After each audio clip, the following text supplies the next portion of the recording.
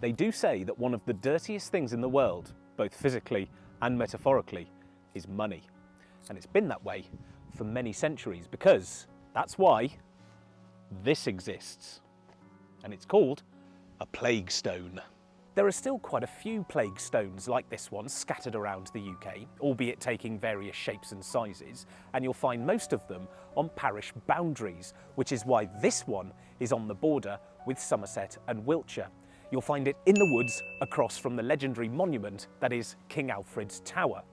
The exact age of the stone is unknown, but as the name suggests, it's likely to date back to 1348, during the bubonic plague pandemic, which was one of the most fatal pandemics in human history, and as many as 50 million people perished, perhaps 50% of Europe's 14th century population. Now, how these stones worked is fairly straightforward. As you can see, it's shaped like a bowl, and in it would have been vinegar. Originally it was water, but then people found out about the disinfecting qualities of vinegar.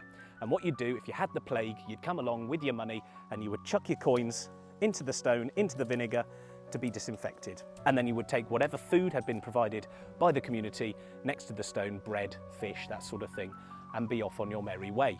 And then later on, the people who had provided the food would then come along themselves after the money had been left to disinfect.